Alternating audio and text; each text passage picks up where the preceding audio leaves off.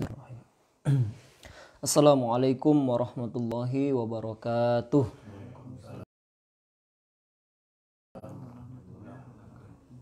Alhamdulillahi rabbil alamin. Wassalatu wassalamu ala ashrafil anbiya'i wal mursalin wa ala alihi wa ashabihi wa man kana awla bihi wa sallim taslima. Allahumma inna nas'aluka ilman nafi'a wa rizqan thayyiba wa amalan mutaqabbala. Papa, Mama, Abang, Saskia, dan para penonton dimanapun berada, masih bersama Rasulullah Sallallahu Alaihi Wasallam. Setelah beberapa pertemuan dalam kajian subuh, kita membahas tentang bagaimana mencintai Nabi Sallallahu Alaihi Wasallam. Maka uraian berikutnya tentang Rasulullah yang akan kita bahas adalah sisi kekayaan Nabi Sallallahu Alaihi Wasallam.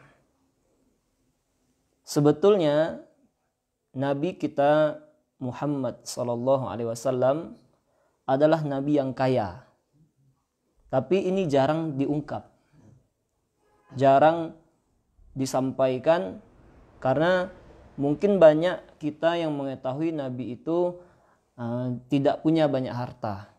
Padahal Nabi kita Rasulullah adalah seorang Nabi yang kaya. Nah, tentu banyak pertanyaan di sini. Bagaimana bentuk kekayaan Nabi? Dan dari mana saja harta Nabi berasal? Bagaimana pula kendaraan Nabi? Kalau sekarang mungkin motor ataupun mobil Nabi. Lalu bagaimana Nabi SAW memberikan mahar kepada istri-istri beliau sebelum Nabi menikahi mereka? Apakah mahar yang sederhana atau tidak?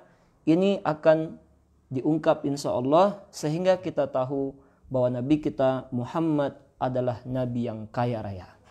Maka dalam membahas Nabi seorang yang kaya, bermulalah kisahnya bercerita kita tentang pekerjaan Nabi SAW. Bahwa sebetulnya sebelum Nabi SAW berumur 25 tahunan, Nabi pada hakikatnya tidak memiliki pekerjaan yang tetap. Nabi SAW sebelum berumur 25 tahun itu seorang pengembala kambing. Dan ini ada hikmahnya. Mengapa para nabi dan rasul mengembala kambing? Agar nanti mudah bagi mereka untuk mengatur manusia. Kalau seandainya hewan yang tidak berakal saja dapat diatur oleh Rasulullah, para nabi, maka orang yang berakal itu lebih mudah lagi seharusnya. Nah, ini adalah bentuk di antara hikmah mengapa para nabi umumnya semuanya adalah pengembala kambing pada usia mudanya. Nah, ketika Nabi SAW berumur memasuki 25 tahun, Rasul kemudian bekerja bersama seorang perempuan yang kaya raya, yang mulia. Dan memang perempuan ini mempekerjakan laki-laki untuk membawa barang dagangannya ke luar negeri. Jadi hasil nanti laba dari perdagangan tersebut dibagi sama. Nah, inilah perempuan yang bernama Khadijah. Nah, dalam perjalanan dagang pertama Rasul SAW, beliau ditemani oleh sahabat yang bernama Maisarah. Nah, Maisarah ini adalah seorang laki-laki.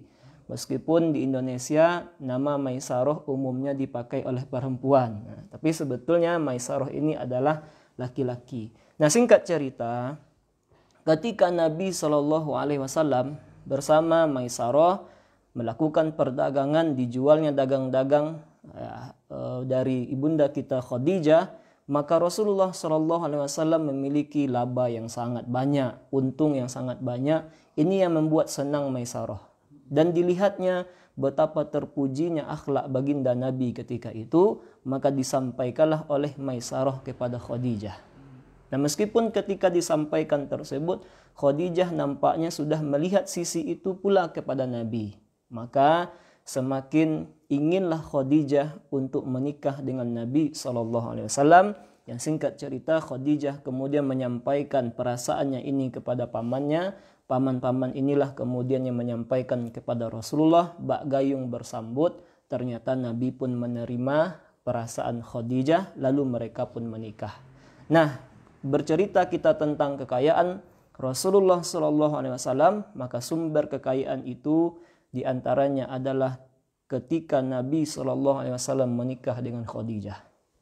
Dan para penonton perlu kita ketahui bahwa Khadijah itu mencintai Nabi melebihi cintanya kepada hartanya.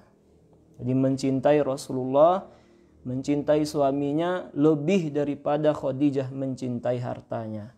Oleh karenanya Khadijah meskipun memiliki kekayaan yang banyak, ketika sudah bersama Nabi tidak lagi harta tersebut sekedar dagang-dagang saja. Tapi ketika sudah bersama Rasulullah, maka harta kekayaan Khadijah ketika itu untuk dakwahnya Nabi SAW. Jadi untuk keperluan ketaatan kepada Allah Subhanahu wa taala, dan tidak mengherankan karena nanti ketika umur Nabi 40 tahunan, ketika Nabi diangkat menjadi Rasul, itu wanita pertama yang beriman kepada Allah adalah Khadijah. Nah, dan ini ketika menikah dengan Khadijah berarti terbuktilah firman Allah Subhanahu wa taala dalam surah Ad-Duha ayat yang ke-8. Allah sampaikan kepada kita, wa wajadaka 'ailan fa'aghna. Dan engkau wahai Muhammad, kata Allah, mendapati engkau dalam keadaan miskin, lalu Allah mengkayakanmu. Nah, di dalam perjalanan berikutnya, di antara sumber-sumber kekayaan Nabi SAW adalah Rasulullah memiliki dan ikut dalam banyak perperangan. Nah, dalam perperangan itulah Nabi SAW mendapatkan namanya ghanimah, harta rampasan perang. Ada pula Nabi SAW ketika melakukan perperangan tidak terjadi perperangan tersebut. Nah, dalam kasus harta yang ditinggal ketika tidak terjadi perperangan kepada musuh, itu namanya adalah fa'i. Jadi ada dua, harta rampasan itu ada dua. Yang pertama namanya adalah ghanimah. Ghanimah itu kalau ada musuh terjadi perperangan, menang kaum muslimin, harta yang didapat itu namanya ghanimah. Tapi kalau seandainya ada perperangan, ada musuh, kemudian ternyata dalam suatu kondisi musuh bisa saja lari, ketakutan lebih awal, tidak terjadi baku hantam antara keduanya, tapi tersisa harta, tertinggal harta, itu namanya fa'i. Nah, kedua-duanya adalah harta yang halal. Dan Nabi SAW di antara sumber kekayaan beliau juga terdapat dari ghanimah dan fa'i ini. Kadang ketika orang-orang Yahudi dahulu diusir dari tanah haram karena perintah Allah Subhanahu wa taala agar mereka keluar dari kota Mekah dan kota Madinah, maka orang-orang Yahudi juga memberikan hadiah kepada Nabi SAW. Maka jumlah hadiah ketika itu yang pernah diterima oleh Nabi diantaranya adalah tanah Fada yang ditinggalkan oleh orang-orang Yahudi untuk Nabi SAW. Ada juga pernah Nabi SAW itu menerima 90.000 dirham. Berapa 90.000 dirham itu? Satu dirham sekarang 69.000. Jadi taruhlah satu dirham 70.000.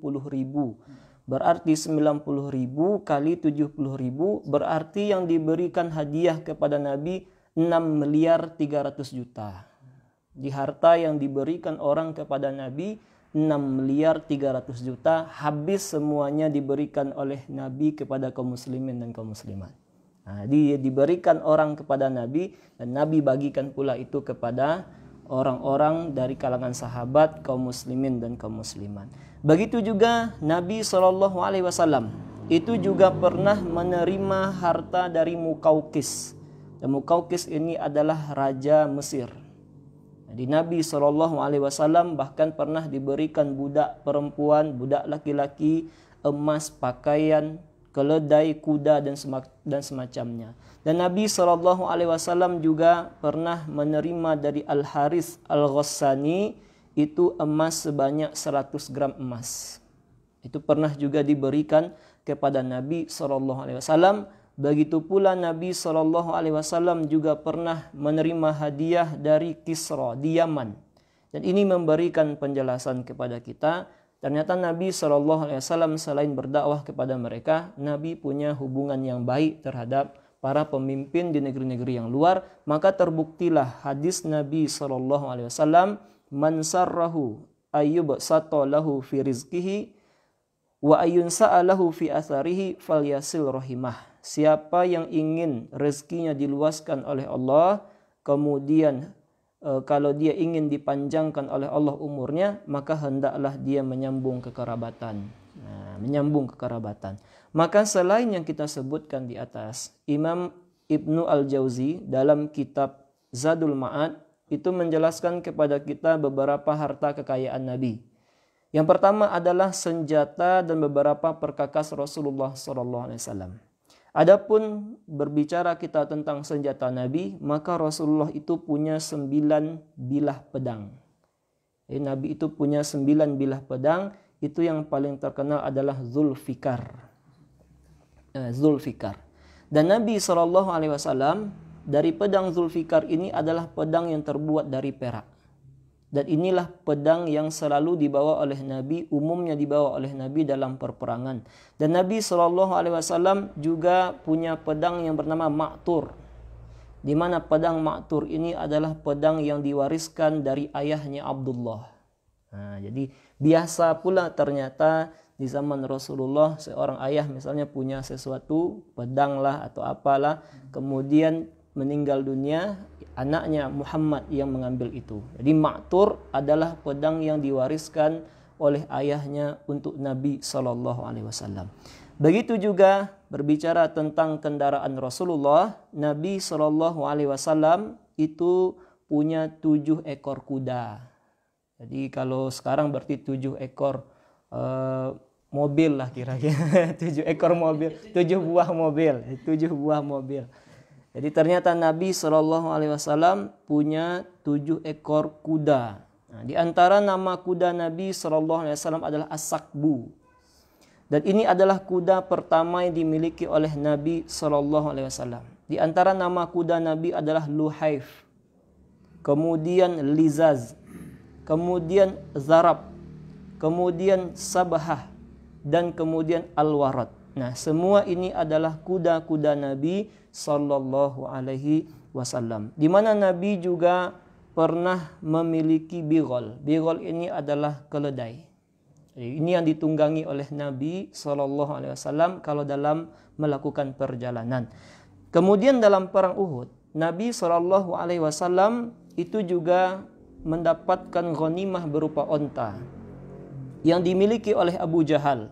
Kemudian Nabi SAW juga punya 100 kambing dan beliau tidak mau lebih dari jumlah ini. Jadi Nabi SAW itu punya 100 kambing. Jadi berarti memang kaya Nabi. Berarti Nabi itu memang kaya. Kemudian Nabi SAW punya 7 domba. Jadi Nabi itu punya 7 kuda, kemudian punya keledai, punya 100 kambing, punya onta. Dan onta Nabi SAW dalam riwayat itu pernah berkurban 100 ekor onta. Nabi SAW, di mana Nabi memotong 63-nya dan sisanya adalah dipotong oleh Ali bin Abi Thalib. Yang kemudian kata ulama, ketika Nabi memotong 100 ekor onta itu hanya 63, tanda umur Nabi SAW hanya sampai 63 tahun. Jadi Nabi juga punya 100 kambing dan juga punya 7 domba. Di antara bentuk kekayaan Nabi SAW adalah pakaian Rasulullah. Rasulullah SAW memiliki imamah. Nabi juga punya kemeja. Dan Nabi punya jubah. Nah ini Nabi juga punya sarung. Sarung Nabi SAW dan selendang beliau itu berwarna merah. Tapi merahnya tidak semuanya merah, tapi ada garis-garis hitamnya. Dan Nabi SAW juga punya celana panjang. Dan Nabi SAW juga punya khuf. Khuf Nabi namanya adalah sasumah. Dan Nabi SAW juga punya cincin dari perak. Ini yang telah kita bahas pada pertemuan sebelumnya. Jadi Nabi SAW punya pakaian yang juga modis. Tapi nanti insya Allah akan kita bahas bagaimana harta dalam pandangan Rasulullah SAW. Nah, di antara bentuknya juga makanan Nabi SAW. Bahwa Nabi SAW sebagaimana yang kita ketahui dalam adab makan dan minum, makanan Nabi itu sangat sederhana. Dan Nabi SAW akan memakan semua makanan yang dihidangkan kepada beliau. Artinya tidak ada menolak-nolak. Kecuali terhadap makanan yang memang kurang disukai oleh Nabi. Contohnya adalah dob. Itu pernah disuguhkan kepada Nabi, itu binatang di padang pasir. Dan Nabi SAW ketika bertanya, ini apa? Kata orang itu, ini dob. Tapi Nabi tidak memakannya. Ketika ditanya, mengapa engkau tidak memakannya Nabi? Kata Nabi SAW, ini tidak ada di kaumku, kata Nabi. Dan Nabi tidak mencela makanan tersebut. Nah, insya Allah nanti kita akan urai bagaimana sebetulnya makanan dan minuman Rasulullah SAW. Dari sekian banyak makanan halal yang terdapat di dunia ini, apa yang dipilih oleh Nabi SAW? Bagaimana Nabi SAW dalam memakan dan meminum minuman dalam sehari. Misalnya pagi hari apa yang diminum oleh Nabi, siang hari apa yang dimakan oleh Nabi. Itu semua ada tuntunan yang disampaikan oleh Rasulullah SAW. Insya Allah akan dibuat kajian khusus tentang ini. Jadi inilah para penonton dimanapun berada, bahwa Nabi kita adalah Nabi yang kaya. Dan kekayaan Nabi akan nampak nanti ketika kita membahas mahar-mahar yang diberikan oleh Rasulullah SAW kepada istri-istri beliau. Nah, jadi kita ringkaskan terlebih dahulu kajian kita pada subuh kali ini tentang kekayaan Rasul, bahwa Nabi SAW ketika mudanya itu sudah menjadi seorang pedagang. Di pedagang itu adalah kerjaannya Nabi, profesinya Nabi. Dan tidak tanggung-tanggung Nabi melakukan perdagangan itu tidak di dalam satu negeri saja. Jadi Nabi SAW melakukan perdagangan itu antar negara. Jadi mainnya itu impor ekspor, mainan Nabi itu sudah impor ekspor. Dan sudah selayaknya Nabi SAW yang dijuluki seorang Al-Amin, orang yang jujur, maka ketika Nabi melakukan perdagangan pun dilakukan dengan kejujuran. Barang yang bagus dibilang bagus, barang yang tidak bagus dibilang tidak bagus. Tapi barang yang dijual Nabi bagus-bagus semua. Nah, karena kejujuran dan barang kualitas Nabi yang demikian, maka Nabi SAW mendapatkan keuntungan yang banyak. Dari kisah ini kemudian Nabi SAW menikah dengan ibunda kita Khadijah, maka bertambah kayalah Rasulullah SAW. Dan begitu juga yang telah kita urai tadi, bagaimana kekayaan Nabi bersumber pula dari harta rampasan perang, di mana Nabi juga pernah diberi hadiah 90.000 dirham, sama dengan 6 miliar 300 juta. Ini kalau 6 miliar orang punya uang 6 miliar 300 juta, itu hadiah saja. Dan Nabi bahkan juga pernah diberikan hadiah 100 gram emas.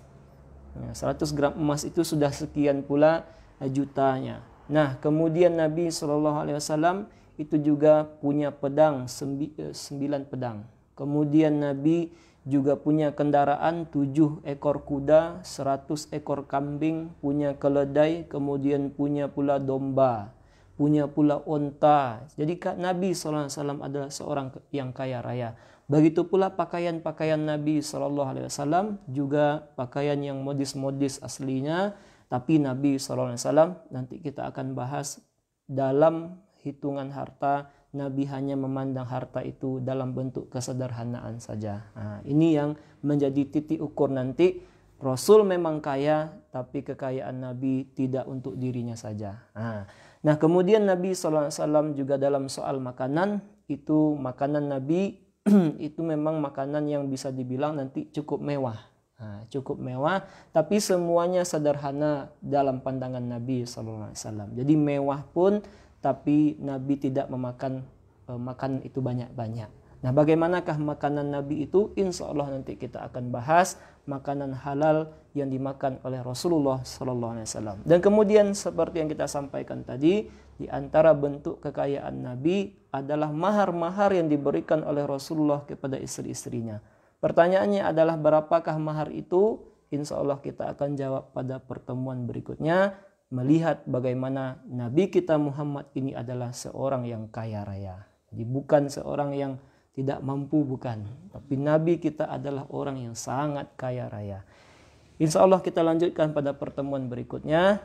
Mudah-mudahan apa yang kita sampaikan ini merubah sisi pandangan kita kepada Rasulullah Sallallahu Alaihi Wasallam, dan tentu saja bahasan ini berguna nanti bagi masyarakat kita, kaum muslimin dan kaum muslimat yang saat ini diberikan oleh Allah kelebihan harta, bahwa Nabi kita adalah Nabi yang juga punya harta, tapi bagaimanakah Nabi menyikapinya, itu semua ada tuntunan dari Rasulullah Sallallahu Alaihi Wasallam.